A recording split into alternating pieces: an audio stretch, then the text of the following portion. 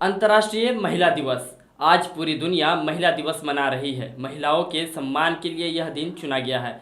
दुनिया भर के लोग अपने अपने तरीके से महिलाओं को सम्मान दे रहे हैं, लेकिन अंतर्राष्ट्रीय महिला दिवस क्यों और कब से इसे मनाने की शुरुआत हुई? क्या इसी तर्ज पर अंतर्राष्ट्रीय पुरुष दिवस भी आयोजन होता है?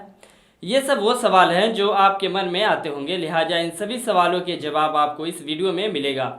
अंतर्राष्ट्रीय महिला दिवस का आयोजन एक आंदोलन था जिसे संयुक्त राष्ट्र ने सालाना आयोजन के तौर पर स्वीकृति दी। इस आयोजन की शुरुआत का बीज 1908 में तब पड़ा जब न्यूयॉर्क शहर में 15,000 महिलाओं ने काम के घंटे कम करने, बेहतर वेतन और वोट देने की मांग के साथ विरोध प्रदर्शन निकाला था। इसके बाद साल 1917 में रूस की महिलाओं ने रोटी और शांति की मांग के साथ 4 दिनों का विरोध प्रदर्शन किया था। तत्कालीन रूसी जार को सत्ता त्यागनी पड़ी और अंतरिम सरकार ने महिलाओं को वोट देने का अधिकार भी दिया। जिस दिन रूसी महिलाओं ने विरोध प्रदर्शन शुरू किया था वह रूस में इस्तेमाल होने वाले जूलियन कैलेंडर के मुताबिक 23 फरवरी और रविवार का दिन था। ग्रेगोरियन कैलेंडर के मुताबिक 8 मार्च था और तब से इसी दिन अंतर्राष्ट्रीय महिला दिवस मनाया जाने लगा। संघर्षों से जन्मा यह दिवस आज हमें और आपको यह पूछने पर मजबूर करता है कि हमारे समाज में आज महिलाओं की क्या स्थिति है।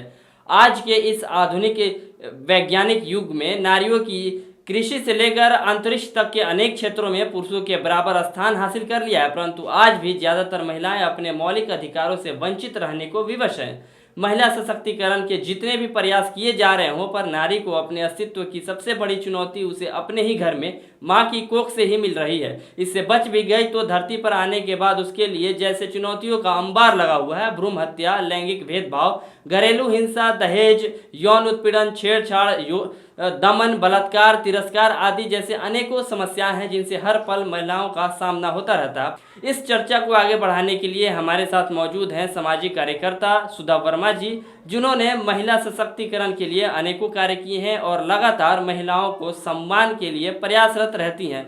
बहुत स्वागत है मैडम आपका। मैडम, आज जब आप महिलाओं के उत्थान की बात करती हैं, जब आप ग्राउंड पे जाती हैं तो क्या स्थिति पाती हैं आप?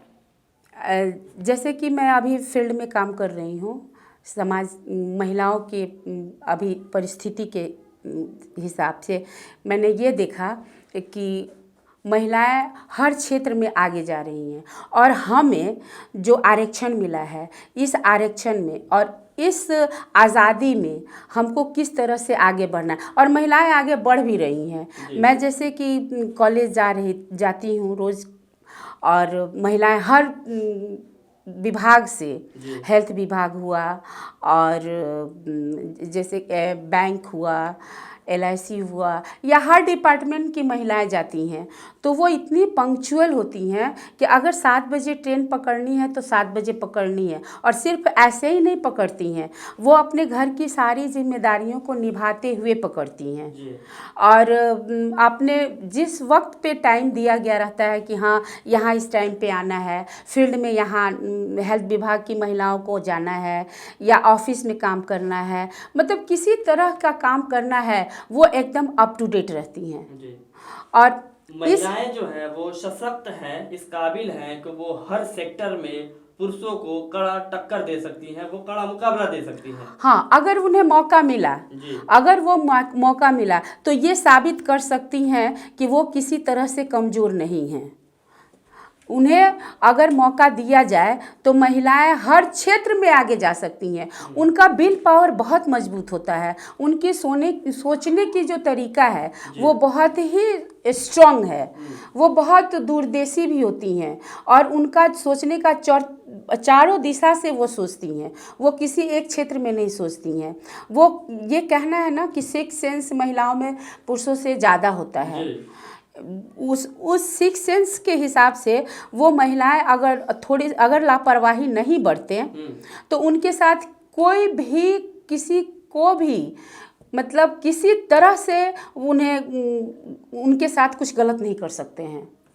या आज कराटे वगैरह भी चला है, इस तरह का बहुत सारा कोर्स निकला है जो वो कर सकती हैं और करके अपनी हिफाजत कर सकती हैं और अपने आप को आगे बढ़ा सकती हैं, वो खुद को सशक्त बना सकती हैं। हाँ, खुद को हर तरह से वो सशक्त। इसमें देखा जाता है कि 2 तरह की महिलाएं सामने आती हैं, एक वो जो शहर में रहती हैं, एक दूसरी जो कि गाँव की महिलाएं हैं। जी, आप तो फील्ड में रही हैं, आप चुनाव लड़ रही हैं, तो चूंकि आपको पता है कि किस तरीके की महिलाओं से आपको रोज सामना करना पड़ता है, तो जो गांव की जो परंपरागत महिलाएं हैं उनको कहाँ कहाँ दिक्कतों का सामना करना पड़ता है और उन्हें कहाँ दबाया जाता है? आज महिलाओं को जो मैंने देखा है कि वो किस तरह से आगे बढ़ रही हैं। एक जीविका चला है, जी जीविका सरकार के तरफ है कि महिलाओं को जोड़ा जाता है जी। और उसमें छोटे पैसों से उन्हें कुछ कुछ बड़ा रकम 50, 40, 60 लाख तक भी उन्हें जी, मिलता है, सशक्त बनाया जाता है ताकि वो कुछ सशक्त, करें। ताकि वो करें। और एक बात और मैं बता दूं कि यहाँ दिक्कत होती है, मतलब लेबर क्लास की महिलाएं हैं, कुछ न कुछ रास्ता तो वो निकाल लेती हैं। मिडिल क्लास की महिलाओं के लिए बहुत ही अवरुद्ध रास्ताएं हैं। उनके लिए मान लीजिए इंटर की हुई हैं या ग्रेजुएशन की हुई हैं, वो घर में बैठी हुई हैं, वे पर्दे के अंदर हैं। वो छोटी छोटी लघु उद्योग जो चला हुआ है, सेल्फ हेल्प ग्रुप जो कहा जाता है, वो जो चला हुआ है कि उसमें बकरी पालन हुआ, मत्स्य पालन हुआ, कृषि से संबंधित काम हुआ, या चूड़ी लाठी बेचती हैं, साड़ी वाड़ी वगैरह, या छोटा छोटा काम वो लोग करती हैं, तो उससे तो उनकी ज़रूरतें पूरी हो जाती है। लेकिन जो लोग थोड़े एजुकेशन लेके और जो मिडिल क्लास से रिलेटेड लोग हैं, महिलाएं हैं, उन्हें हर तरह से समस्याएं हमको लगता है ज़्यादातर उनको होती हैं। क्योंकि सरकारी सुविधाएं, आज देखिए कि सरकारी बहुत सी सुविधाएं हैं, तो बहुत सारी महिलाओं के लिए हो जाता है, एक होता है ना हाथी का दांत दिखाने वाला, तो वो दिखाने वाला दांत उनके साथ हो जाता है और अंदर वो हर तरह के दुख का सामना करती हैं। उनके पास ना राशन जा पाता है, उनके पास ना, जैसे कि वृद्धा पेंशन वगैरह हुआ, बहुत तरह का हुआ, घर बनाने से सुविधा हुआ, मतलब बहुत तरह की सुविधाएं मिलती है सरकार की। कुछ पैसे भी मिलते हैं, साइकिल, कपड़े, किताब मिलते हैं ना, वो सारा मध्यम वर्ग की महिलाओं तक नहीं पहुंच पाता है। उन लोगों के लिए हमारा ये सोच है कि अगर कुछ बड़े पैमाने पे कोई काम किया जाए, कुछ बड़ा कारोबार किया जाए, तो उनको मदद मिल सकती है, उनको हेल्प मिल सकती है। वो बाहर निकलना चाहती हैं, अपनी आर्थिक स्थिति को और अपनी दयनीय परिस्थिति को सुधारना चाहती हैं। जी मैडम, एक बड़ी बहस होती है देश में महिला सुरक्षा को लेके। आए दिन हम तमाम बुरी खबरें सुनते हैं महिलाओं से रिलेटेड, तो सरकार को किस तरह की नीति बनानी चाहिए? जैसे मैं स्पष्ट कर दूं कि कई सारी बच्चों के साथ रेप की घटनाएं आम दिनों में हमें नज़र आई हैं, तो सरकार को किस तरह से इस चीज़ को हैंडल करना चाहिए ताकि महिलाएं निर्भीक होकर कहीं भी समाज में अपनी जगह बना सकें? एक तो महिलाओं के लिए एक बड़ी बात जो है, जो हो गई, अब तो सुधरी है, गांव में हम देखे हैं, जैसे बाथरूम लैट्रिन वगैरह जो बनाने का, सीट वगैरह बैठाने का जो कार्यक्रम हुआ है, इससे महिलाओं की स्थिति में बहुत सुधार आई है। क्योंकि उस परिस्थिति में वो लोग इंटीरियर एरिया में जाते थे, खेत खलियान में जाते थे, तो वहाँ भी ये सारे काम हुआ करते थे और घटनाएं घटती थी। और ये घटनाएं जो है कुछ फैमिली मेम्बर्स, मतलब इसको क्या घरेलू हिंसा भी कह सकते हैं, तो घर के लोगों को भी मानसिकता अपनी बदलनी होगी और अपने बेटों को हर माँ अपनी बेटों को भी सिखाएं। हर बेटी बहन है और महिलाओं को सम्मान देने के लिए, इज्जत सम्मान से रखने के लिए हर माँ की जिम्मेदारी भी बनती है कि वो अपने बेटों को समझाए। और हर पुरुष को चाहिए कि कोई भी महिला एक माँ भी है, बेटी भी है, बहन है, बुआ है, मामी है, हर रिश्ते से रिलेटेड है, तो इस सम्मान के नज़र से सभी को देखना चाहिए। गवर्नमेंट अगर कोई रूल बना भी दे तो हर जगह वो देखने तो नहीं जा रहा है ना कि कैसे, हमारी आबादी बहुत बड़ी है ना, तो इस आबादी में हर जगह वो नहीं जा सकता है, हर जगह वो नहीं देख सकता है। ये व्यक्ति विशेष है कि लोगों को अपनी मानसिकता जो है बदलनी पड़ेगी, वो बदलनी होगी। और सबसे बड़ी बात है कि बहुत जगह लड़कियां कमज़ोर पड़ जाती हैं और जहां वो अपने घर में उन्हें तो बताया जाता है कि हाँ भाई तुम कमज़ोर हो, तुमको दूसरे घर जाना है, तुमको दूसरे घर लोगों के साथ एडजस्ट होना है। ये घर के पेरेंट्स, घर के फैमिली मेम्बर को उसकी जो सोच है उसको परिपक्व करनी होगी। ये घर के मेंबर कर सकते हैं उसके साथ कि नहीं, जैसे कि काबिलियत तो सब में होती है, तो इस काबिलियत को बढ़ाने के लिए उसके अंदर ये कॉन्फिडेंस लाना होगा कि नहीं, तुम कुछ कर सकती हो, तुम आगे बढ़ सकती हो। ये कॉन्फिडेंस लाना बहुत, ये कॉन्फिडेंस फैमिली मेंबर, अपना समाज और अपने, अगर हम कहते रहेंगे कि नहीं तुम्हें दूसरे घर जाना है, तुमको घर का काम ही करना है, तुमको झाड़ू पोछा ही लगाना है, ठीक है, ये तो सबके लिए। और एक सबसे अहम और ज़रूरी बात है कि घर की जो जिम्मेदारियां हैं वो बहुत बड़ी होती है। राशन लाना, खाना बनाना, सफाई रखना, सबके कपड़े धोना, या सारा घर के कामों के लिए कोई लिमिट नहीं है, कोई गिनतियां नहीं है। तो इस सारे जो काम है इसमें मैं ये बताऊंगी कि इसमें अगर बेटा है तो उन्हें भी कहना चाहिए कि तुमको भी इक्वलिटी से खड़ा होना है, एकदम बराबरी से काम करना है, क्योंकि एक अकेला करेगा तो थकेगा जी। तो एक अकेला अगर इसी काम में उलझा रह जाएगा तो क्या वो अपने प्रोग्रेस के लिए, अपने एजुकेशन पे, अपने पढ़ाई पे, अपने स्टडी पे ध्यान दे पाएगा?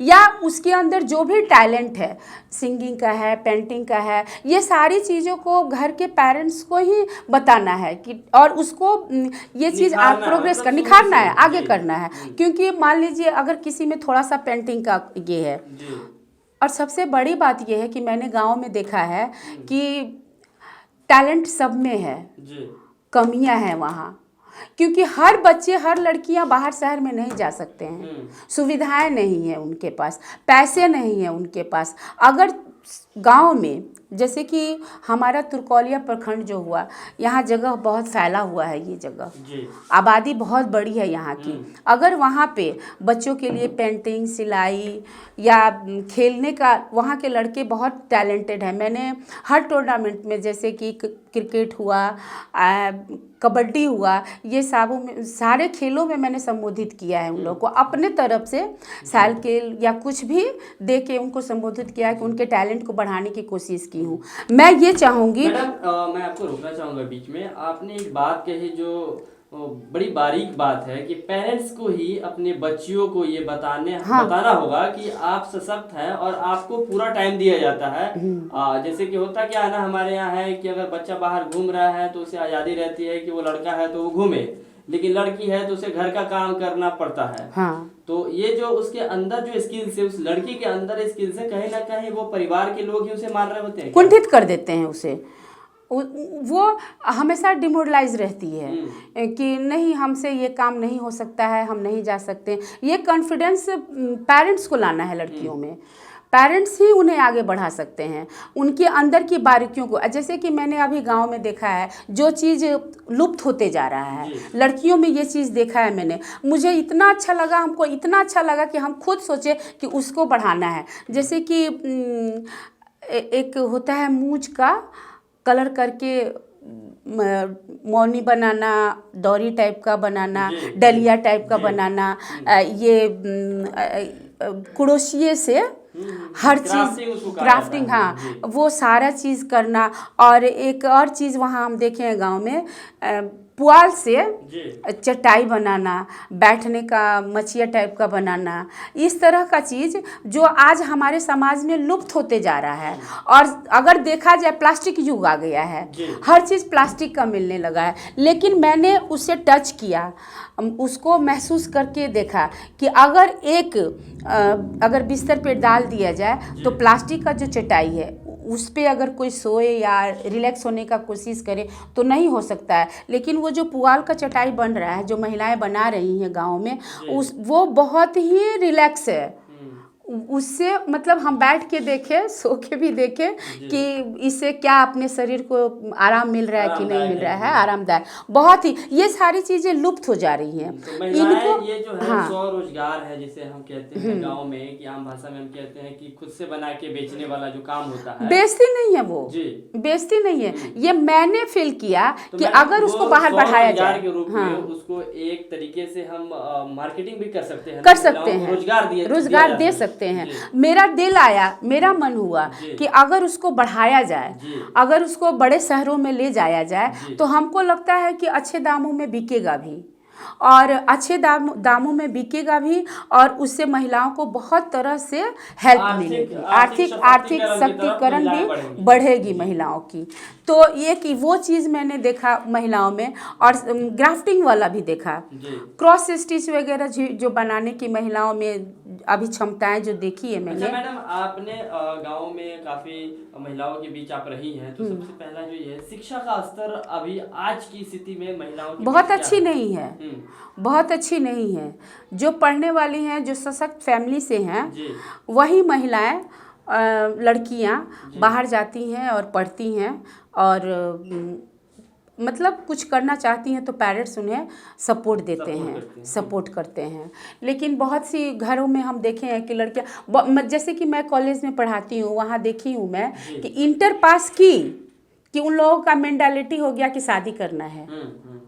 इंटर लड़कियों का भी मूड ऐसा ही देखें, ज़्यादातर लड़कियों का, वो शुरू से उन लोगों को पेरेंट्स ये कह के कि इंटर कर लो, तुम्हारी शादी कर दी जाएगी, तुमको घर जाना है, बस साक्षर हो गई ना काफ़ी है। उनके टैलेंट को वहीं पे दबा दिया जाता है, परिवार के लोगों के तरफ से ही होता है।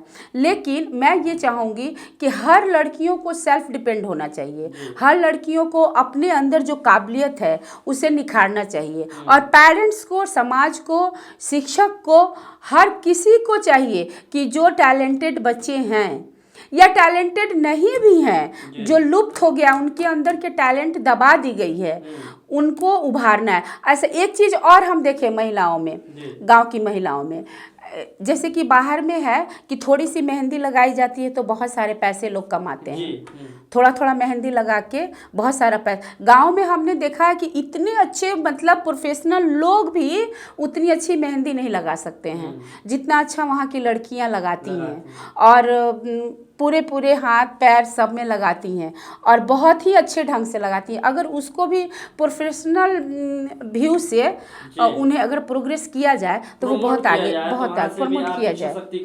हाँ, शक्तिकरण का एक ये भी माध्यम बन सकता है महिलाओं में। और उन लोगों में खेती करने की भी बहुत ही अच्छी हुनर है। इस हुनर को भी एक प्रशिक्षण देकर अच्छे ढंग से यूं ही खेती कर लिए, ये अदर बात हो गई। कुछ भी आ गया, ये अदर बात हो गई। मेरा सोच ये है कि खेती के माध्यम से भी उन्हें सिखाया जा सकता है कि प्रशिक्षित किया जा सकता है कि किस तरह से हम उन्हें आगे बढ़ा सकते हैं। महिलाओं को, महिलाएं बहुत मेहनत करती हैं, कि अगर उन्हें प्रशिक्षण दिया जाए, वहाँ सब्जी किस तरह से लगाया जाए या किस तरह से बेची जाए। वो आज की महिलाएं जो है, लगभग हर कोई शिक्षित है। मैंने अंदर बहुओं के पास भी गई, हर महिलाएं आगे बढ़ना चाह रही हैं, हर महिलाएं ये बात जानती हैं कि डॉक्टर इंजीनियर नहीं बन सकते हैं अगर हम, जैसे महिलाएं जा रही हैं, आज पायलट हैं, आज पॉलिटिक्स में है, आज मेडिकल में है, आज हर क्षेत्र में। मतलब हमको लगता है कि कम भागीदारी महिलाओं की नहीं है, लेकिन गांव की महिलाएं भी ये चाह रही हैं कि हम आगे बढ़े और पुरुषों के साथ कदम में कदम मिला के बराबर के हकदार बने। मैडम, एक सबसे अहम सवाल ये निकल के आता है कि महिलाओं का हमने उत्पीड़न देखा है घरों में, हाँ, उनके अपने ही घरों में, हाँ, जैसे कि दहेज प्रताड़ना, हाँ, के नाम पे अलग अलग तरीके। ये समाज की हकीकत है, लेकिन सबसे बड़ी बुराई भी है। हाँ, तो इससे कैसे निपटा जाए? कैसे इसके साथ ये होगा कि इक्वलिटी ला दिया जाए कि ठीक है, आप ये दहेज प्रथा शुरू हुआ कैसे है कि बेटा है, हमारी बेटी है, हमारा औलाद है, तो उन लोगों की विदाई में हमारा स्नेह बनता है, प्यार बनता है कि कुछ सामान, कुछ पैसे नए घर में जा रही है, भेंट स्वरूप गिफ्ट के तौर पे देनी चाहिए। लेकिन लोगों की मानसिकता जो है यहाँ दूसरे तरह से हो गई है।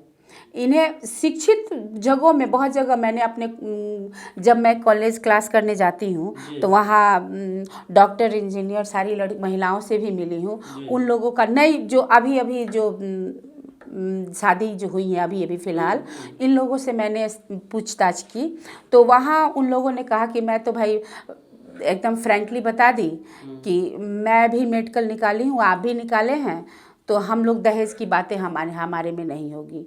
या छोटे पोस्ट या बड़े पोस्ट में हो, गार्जियन का भी ऐसा मेंटेलिटी आज बन गया है कि हमारी बेटी इंजीनियर है, हमने भी बहुत पैसे लगा के पढ़ाया है, बहुत कष्ट से आगे बढ़ाया है, तो आपका बेटा इंजीनियर है तो हमारी जो समानता होगी खर्च की, आज दिखावा बहुत ज़्यादा बढ़ गया है।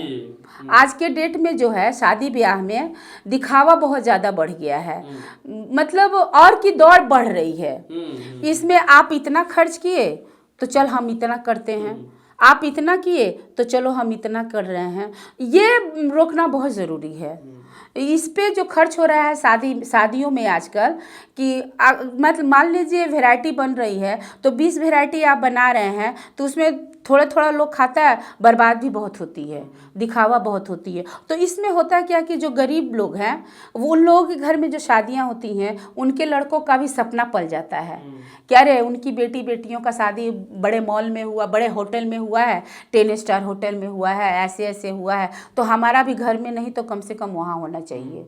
और तो यहीं से ये दहेज का प्रथा बढ़ता ही जा रहा है, शुरू होता जा रहा है। और आज के दौर में ये चीज़ इतना ज़्यादा भाग रहा है, बढ़ रहा है कि इसमें पिसे जा रहे हैं। लड़की के जो पेरेंट्स हैं, जो गार्जियन हैं, वो पीस रहे हैं इसी तरह से। अब पता नहीं कैसे ये कम होगा, हमको दिख नहीं रहा है, लेकिन ये बहुत ज़्यादा और की दौड़ बढ़ रही है हर क्षेत्र में। उसमें जो सरकार ने इसको लेके अलग अलग कई कानून बनाए हैं, लेकिन जब तक लोग अपनी सोच नहीं बदलते हैं, सोच बदलना बहुत जरूरी है, तब तक ये चीज नहीं रुकेगी समाज में। और बेवजह खर्च हमको दिखता है। मैं हर कैटेगरी के पार्टियों में जाती हूँ, देखती हूँ कि आज जिनके पास पैसे नहीं है वो करोड़ों का कर्ज ले रहे हैं, एक फैशन सा बन गया है। वो लाखों का है, लाखों का कर्ज ले रहे हैं और कर्ज में डूब रहे हैं। उसके लिए उनकी जो जिंदगी की शैली जो है वो बहुत डिस्टर्ब हो रही है। लेकिन पहनावा ओढ़ावा से लेकर दहेज देने से लेकर दिखावा आज के डेट में बहुत ज़्यादा है। इसमें समाज बहुत पिस रहा है, अपने आप को समाज बहुत पिस रहा है, लेकिन वो सुधारना नहीं चाह रहा है। दहेज इस वजह से भी बहुत बढ़ रही है। चलिए, बहुत बहुत धन्यवाद है आपका कि आपने महिला सशक्तिकरण के ऊपर आपने बहुत सारी बातें कही महिला उत्थान को लेकर। बहुत बहुत शुक्रिया आप सभी का इस प्रोग्राम को देखने के लिए। अगर आपको प्रोग्राम अच्छा लगे तो कमेंट सेक्शन में हमें अपनी प्रतिक्रिया जरूर पहुंचाएं। बहुत धन्यवाद।